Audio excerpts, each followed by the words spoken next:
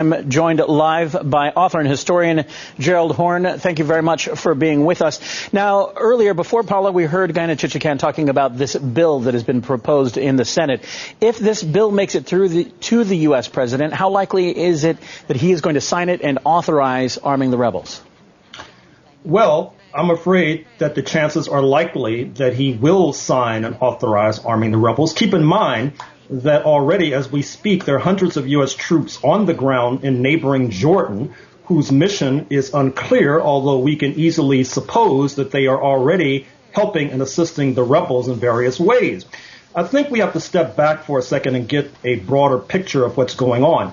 It seems to me that the purpose of the Israelis with their airstrikes is to conduct a dress rehearsal for an airstrike on Iran. That is to say, this attack on Syria is an attack ultimately on Iran, particularly since Iran will be having elections within weeks in early June, and it's felt that if turmoil can be stoked, then Iran can be effectively destabilized. This could lead ultimately to the weakening of the front of resistance against Israel. It could lead ultimately to the weakening of the Islamic Republic of Iran, and it also could strengthen the forces in Saudi Arabia and Qatar, who would like to see Iran weaken so that the Saudis and the Qataris could have a stronger stranglehold on world oil supplies. Now, if you look at the situation in Syria, how do you explain the polarization of views of the claims within the within the UN, the investigation team concerning the chemical attacks in the country there? I'm afraid that politics have apparently infected the process. I was disappointed that the very strong statement by Carla Del Ponte, a very well-respected official, was apparently walked back by some of her colleagues in the United Nations. Seemingly, the U.S. authorities put pressure on the United Nations to weaken their statement, pointing the finger of accusation at the rebels for using sarin gas. And this, it seems to me, weakens the overall mission of the United Nations at a time when we need the United Nations more than ever, because certainly there needs to be urgent consultations at the Security Council about these aggressive acts by Israel against Syria in recent days. Now, if you look inside Syria itself, President Assad has allowed Palestinian organizations operating in the country to actually wage attacks on Israel. What does this mean for the already vulnerable region? Are we going to see this widen to a broader conflict? I'm afraid that we are on the threshold of a regional war. Keep in mind that Hezbollah's leadership announced just a few days ago that they would not allow the al-Assad regime to fall in Damascus. Keep in mind as well that both Hezbollah and the Iranians have issued very strong warnings to the rebels not to desecrate Shia shrines in Syria. And apparently that is what has happened in the last 48 to 72 hours. I think that there is a diabolical plot to stoke sectarian conflict as a cover for destabilizing Syria, then moving on to try to destroy Hezbollah and weaken the Islamic Republic of Iran. Now, briefly, given that there are Al-Qaeda-linked militants among the Syrian rebels, why wouldn't Israel launch attacks on them instead of targeting a government military arsenal? That's the $64 question. I think one of the points that has been raised by these Israeli attacks is that it has effectively unmasked this de facto alliance between the United States and their old partners from Afghanistan days, that is to say Al-Qaeda and the Israelis and the Saudis, in a very strange alliance, a very strange arrangement of bedfellows.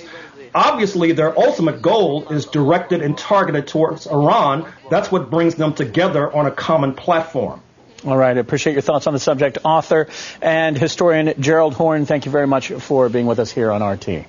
Yeah, we'd like to welcome Dr. Gerald Horne, author, prolific author. For instance, End of Empire, African Americans in India, The White Pacific, U.S. Imperialism and Black Slavery in the South Seas, Black and Brown African Americans in the Mexican Revolution, and Class Struggle in Hollywood, 1930 to 1950, Moguls, Mobsters, Stars, Reds, and Trade Unionists. Also, we have on the line Johnny Achi from Arab Americans for Syria, a regular guest who's been updating us, keeping us abreast of another point of view of the situation in the Middle East, contrary to the dominant narrative by both commercial and non-commercial radio. I'd like to welcome both my guests to Freedom Now at KPFK. Hello. Thank you. Great. I'd like to maybe start with Johnny responding to Dr. Horne's presentation May 7th on RT television in terms of his analysis. Johnny? Yes, hi, Divan. Hello, Dr. Horne. I think Dr. Horne had been dead on accurate regarding everything he talked about, whether the chemical weapons pretext or whether the Israeli airstrike. I think it all leads to one thing, and that's finding a reason for intervention in Syria, whether it's by proxy or direct intervention. The chemical weapons, if we have a few minutes to talk about that, obviously we see today David Cameron comes out swinging that, it's not the rebels, it's definitely the government. We heard Obama say we have no information that it's the rebels, but rather it is the Syrian government.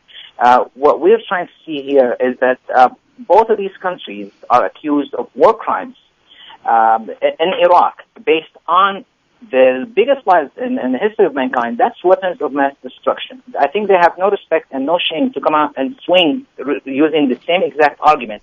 Whereas someone on the ground, in Syria or in northern Syria, in Turkey, neighboring countries, as the UN Independent Commission of Inquiry, its initial report was that there was no evidence that the Syrian government forces used chemical weapons, but there is strong and concrete suspicion that the rebels have used the nerve gas sarin.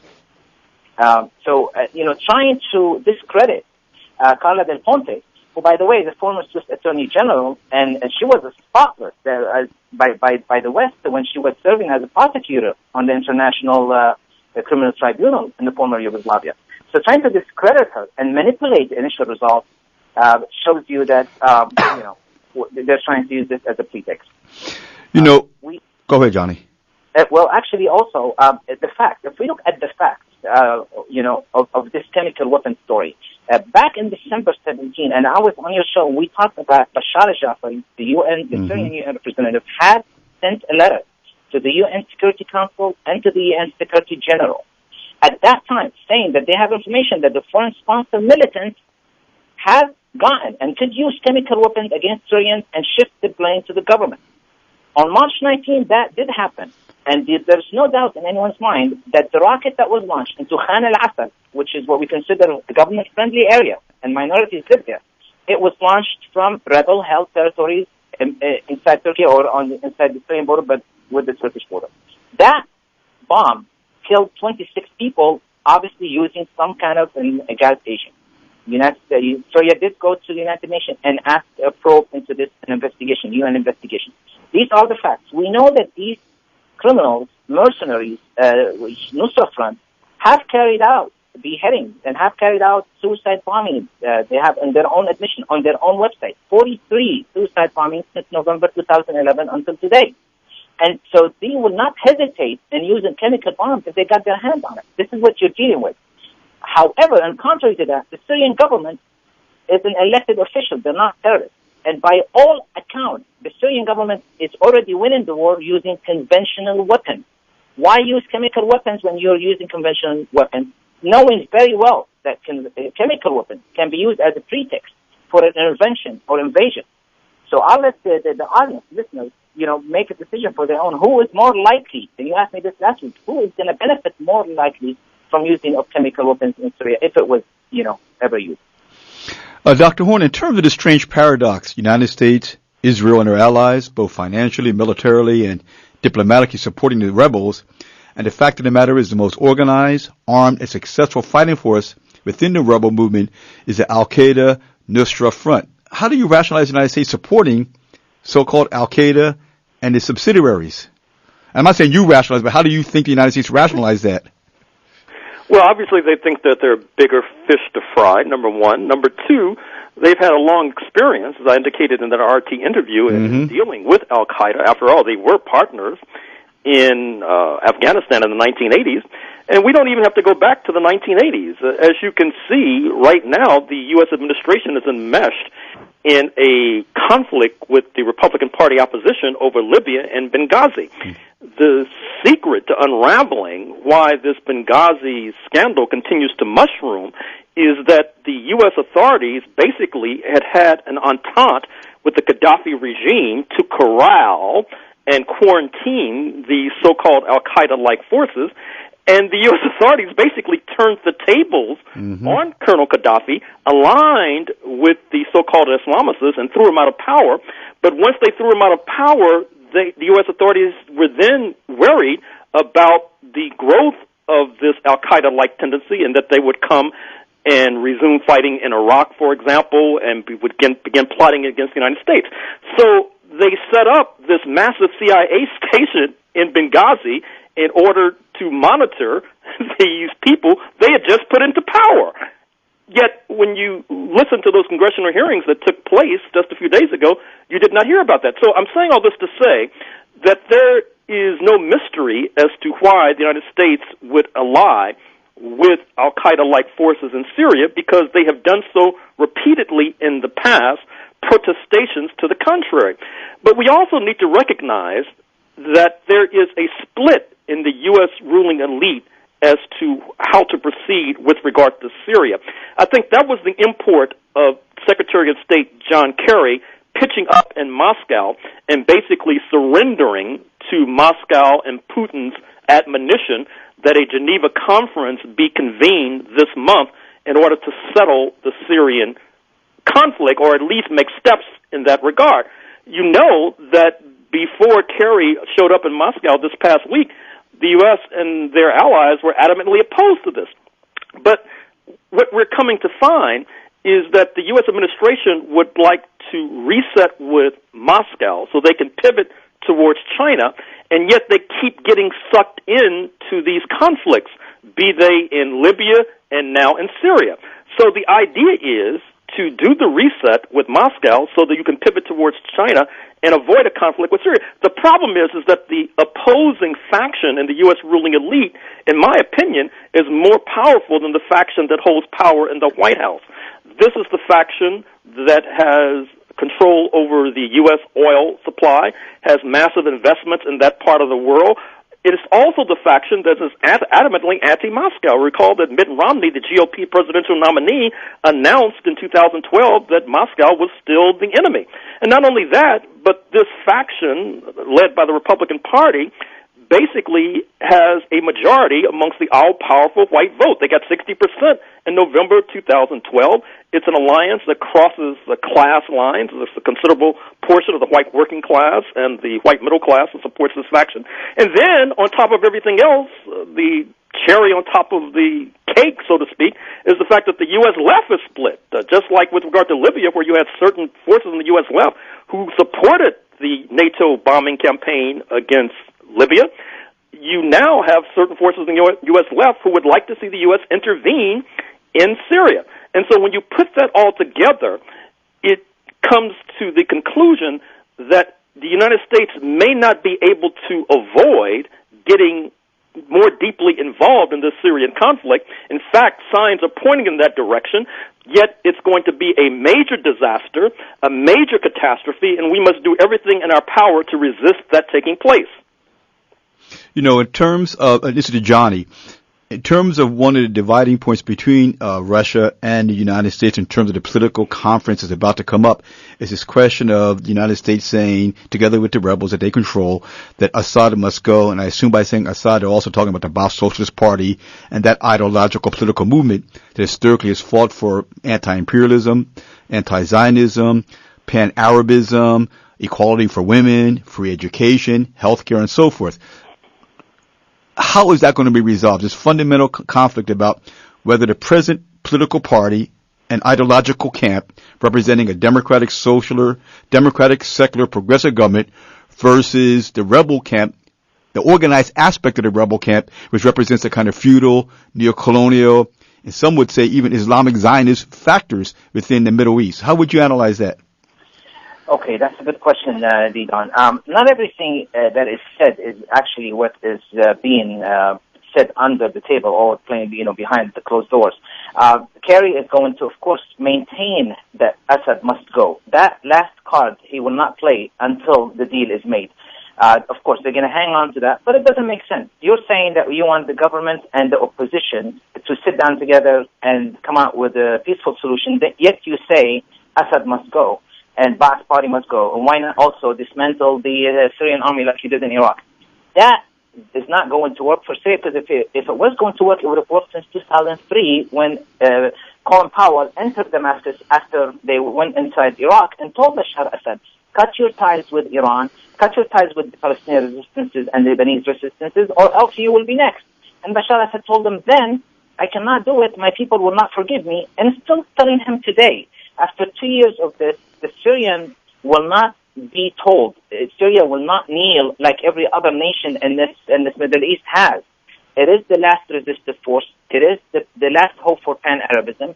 And there is no way the Syrian government is going to let that. It's about, personal pride. I mean, Syrians are proud. If we want to choose someone else other than Bashar al-Assad, then let it be a democratic government that comes in with foreign monitors and let the best man win. Everybody knows in Syria that Bashar al-Assad will win again in 2014. And that's why they're trying to push for a coup d'etat, a military coup d'etat, because they really have no hope in democratic Syria. Democratic Syria will not bring, like it did falsely in Egypt, a Muslim Brotherhood regime. Their Muslim Brotherhood in Syria has a very dark history with the Syrians. They've committed atrocities in the 70s and the early 80s. So they do not want Syria to be democratic, because that would continue the secular, pan-Arabism, resistive Syrian regime that has been there for years. And it's not the government, it's the people. So let the people choose in a democratic way. Now, of course, that card is going to be implemented or used as we're not going to let go, that Assad must go. But in all reality, in all actuality, Syria on the ground is gaining in everywhere. And that Israeli airstrike didn't happen, but because mainly the Syrian troops on the ground in Qusayr and Homs and the outskirts of Damascus are choking the insurgency. Thousands of them are surrendered, and there is no way out. And this would mean the end of the battle, because now you have northern Syria, which, let it take a few months, but at least you've got the whole country pretty much, free of that. And that's the timing. That is the timing of the Israeli airstrike, trying to distract Syria or intimidate Syria into a side fight where, you can let go of your real enemy on the ground. And I'm going to call them enemy. And this is the first time on this show I mention and I say enemy to the people in Syria, whether they're foreign jihadists or Syrian fighters. But with the way we saw when the FSA representative went on Israeli Channel 2 TV and talked about what an incredible victory it is to see the Cartoon Mountain in Damascus lit up on fire. They were, hailing that we need more attacks like this. And they have told the Israelis and the Americans, and this is the problem with the Syrian conflict, that people believe their own lies. The media, we know how the media is against, Syria, but they start believing their own lies. The rebels have been telling the United States, give us 2 more weeks and we're going to be in Damascus. Give us 1 more week, we should be in the palace where Bashar is. And it's been going on for 2 years, and they're not even close of entering Damascus.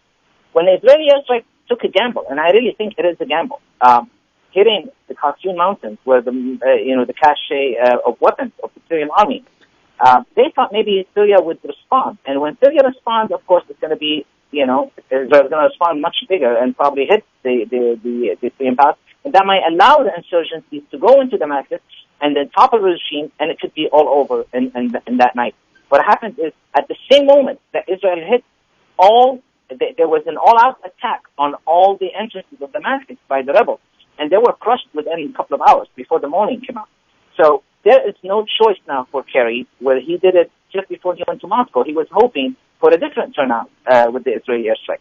Now they have to realize they got to go back. He changed his speech. He was going in hopefully that, he wants to be victorious. He turned out going back to the Geneva Communique of June of 2012, which the Syrian government have approved from day one, and the opposition until today they have not approved. The Syrian communique, the Geneva communique, talks about stopping ceasefire immediately, stopping sending weapons and money and the media war against Syria. You've got to stop all these three, because this war in Syria will not end as long as there's money and oil in Saudi Arabia and Qatar. So since money and oil is not going to run out of Saudi Arabia, you need to have a pressure on these two governments mainly to stop sending and stop advocating for war. They control not only money and oil and weapons, they control media. The 2 biggest media companies in the Middle East are Al Arabiya, owned by Saudi Arabia, and Al Jazeera, owned by Qatar. For 2 years, they've been feeding nothing but poison on their air. Talking about jihad, talking about sectarian division, talking about showing, fabricated photos and live 24/7, pushing for all these jihadists from all over the world to come and fight a war that is not theirs, and on the Syrian soil, killing Syrians. Okay, so we need to stop that media war for this to have a chance, and it will have a chance once these elements have stopped. Yeah, clearly the national resistance, Syrian nationalism is very strong because, as opposed to Tunisia and Egypt, the war continues. Obviously has popular support beyond the so-called Alawite population, which does not make up the majority of the Syrian military. But my question to Dr. Horne is that there is a U.S. wild card, a pit bull, operating in the region, and that's Israel, the settler colonial state of Israel. What can we expect Israel to do in terms of serving their narrow settler interests with the destabilization of Hezbollah, Iran, as well as Syria, the three most anti-imperialist, anti-Zionist governments in that region? Well, Israel has a timetable. I think historians of the future will find it quite curious that after bombing Syria earlier this week, Prime Minister Netanyahu took off for China. It's interesting to note that as he landed in China Daily was publishing a major story about how within a few years the Chinese economy will be larger than that of the U.S. economy, and by 2030 it's possible that the Chinese economy will be twice as large as that of the United States. And this will have manifold and manifest repercussions in terms of the balance of forces politically in the world, since we know that political strength and power flows from economic strength and power. Since the Israeli lobby, shall we say, is not as strong in China as it is in the United States, this will obviously have repercussions and ramifications for Israel's policies of expansionism and aggression. So it seems to me that the Israelis recognize that time is short in terms of colonial expansion and building settlements and destroying their antagonists. They realize that they have to do it sooner rather than later because time is against them. And that is why it seems to me they've taken this reckless maneuver, not only of weakening or seeking to weaken the al-Assad regime in Damascus, but objectively strengthening al-Qaeda-like forces, which at first glance, as your initial question suggested, seems to be paradoxical. But once we begin to drill down, we begin to see that not only is there this time constraint that the Israelis are facing, but likewise, they feel that if these al-Qaeda-like forces come to power in Damascus, they'll be so enmeshed in liquidating secular forces, Christians, Shias, that they will not have time to confront the Israelis, let alone provide material aid to the Palestinians. So it's a very cynical and reckless policy that the Israelis are pursuing that it seems to me is destined to conclude with tears. I should also say, following up with what Johnny said, that this Saudi and Qatari influence spreads far beyond, I'm afraid, the region. That is to say, one of the reasons, it seems to me, why London and Paris have been so hawkish with regard to Syria, even more hawkish than Washington, which is quite extraordinary in saying something. It's quite a mouthful if you think about it. It's because of the European debt crisis, and as a partial result of that, Paris and London have become more heavily dependent than ordinarily on capital infusions from the Saudis and the Qataris. Financial Times did a striking piece just a few days ago about former French President Sarkozy, who was about basically to go on the payroll of the Qataris before he recognized that President Hollande's popularity ratings are sinking so precipitously that he might be able to make a comeback as president. But that story, it seems to me, indicates the kind of change in the correlation of forces where you see the weakening of the North Atlantic powers, which you can also see through reading those stories from Beijing that I just made reference to. But secondly, how this is having political impact, which means that Paris and London, to an increasing degree, are dancing to a tune that's being played by the Saudis and the Qataris. Interesting. The colonial victims are now controlling the colonizers, huh?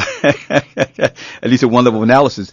Johnny, in terms of the political solution to the crisis in Syria, as proposed by the government, and of course will be presented at this joint meeting. What are some of the characteristics of it, please? Okay. Number one, we're talking about dialogue. Syria has said it from day one. Let's have dialogue between all Syrians.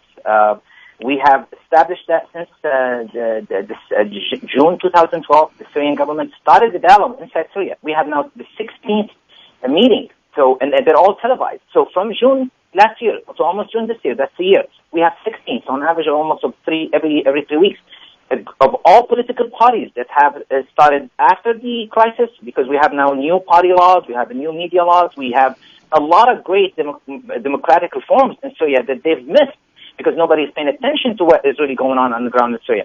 So we've started the dialogue. Everybody is ready. What we're waiting on is this foreign-backed, what we call opposition. And I hate to say Syrian opposition because they're not Syrians. They've been Syrian and Western countries for the last 30, 40 years. They're expatriates. Their loyalty is not to Syria. They don't know anyone in Syria, and no one in Syria knows them either. But eventually, we need to have them come sit down on the table because it seems like the West is not going to let go without having their men, their players, be part of the solution. The solution is clear. We will have a government made from all parties under the President Bashar's until 2014, which is the presidential election. He was elected in 2007 for 7 years. So 2014, we've been saying it from day one. Sit down, come. You have new political parties. Instead of having this insurgencies and armed rebellion, make political parties, get known, put your programs on the ground, let people, see you like you. Put a leader in front of us so we can know who is coming to replace Bashar Assad if the people don't want Bashar Assad. We're not going to allow Americans to come and rule Syria like they did in Iraq. That's not going to happen. We want to see another nationalist leader. If there is one today, there isn't. So would they have time to put someone forth if they can unite? That's another problem. They are not united.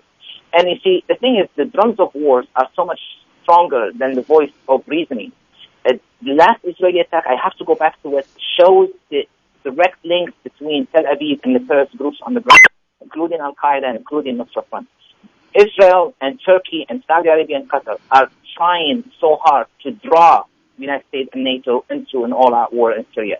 That's their only goal. That's the only way they can feel they succeeded. Because if we do have a democratic Syria, which was democratic to begin with, but of course it was missing a lot of things, it would become a new model that no one can live next to it.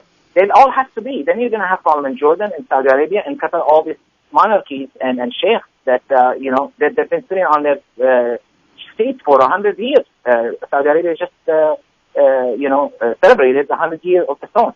So in other words, we need to stop. We need also international law. Where does it stand on this attack?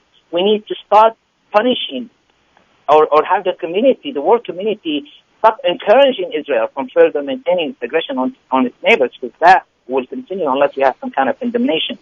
The world needs to understand that it's time to stop the war and it's time to bring peace back. And Turkey today, I have to mention the Turkey, 2 car bombs today in a district in South Turkey. Of course, Mr. Erdogan, the Prime Minister, comes on NBC right away blaming Syria. Just like I've heard some voices blaming the Boston bombing on Syria. But he's blaming Syria and is calling Washington to take military action immediately against Syria. He mentioned that the Syrian government is using weapons of mass destruction, which is, it's a pretext and it's a lie. And this attack, just for people who don't know, hasn't heard the news, the 2 car bombs took out about 40 people's lives. This happened in a region that it's called Rayhaniyeh. The Rayhaniyeh region is in the Hatay province, which was Syrian land prior to World War I. And it's still occupied by Turkey and was still considered Syrian land. And its majority of its residents are Alawite Syrians. I'll just leave it at that. Yeah, we've got about 4 minutes left, so I want to give both speakers a chance, a 2-minute wrap-up in terms of whatever's on their minds in terms of addressing this question of Syria and the broader question of the Middle East, and really its impact upon our U.S. tax dollars, because the last 2 wars took out over, $3 trillion U.S. tax dollars that have been used for education, healthcare, for the development of U.S. society, as opposed to the Occupy campaign, for instance, young white kids so upset because of the deconstruction of the social life that they thought they would have in the United States. Dr. Horne. Well, first of all, let's look at the regional repercussions of what's going on. Already next door in Iraq, we see the growth of Al-Qaeda-like forces who have basically announced a wedding with the Nusra Front of Syria. It seems to me that they're seeking to stoke civil war in Iraq. Of course, there have been numerous bombings and assassinations in Iraq in the last few weeks, which is very ominous and very dangerous. As I announced on RT, and as is well known, the United States has boots on the ground in neighboring Jordan. There are Syrian refugees that are flooding into Jordan as we speak. Pressure is being placed upon the very fragile political structure of Jordan. I think the United States needs to recognize that if they're not careful, they could wind up toppling the Hashemite kingdom as a result of getting the king to become more involved in the Syrian crisis. Johnny just announced the bombing that took place along the Syrian-Turkey border. We know that this struggle in Syria is putting enormous strain on the political context in Turkey. I would dare say that because of the Turks' support for crisis and conflict in Syria, that has boomeranged because it has helped to give strength, I would argue, to the Turkish Kurdish population, which of course has brethren across the border in Syria, and has forced Turkey into negotiating with the Turkish Kurdish population.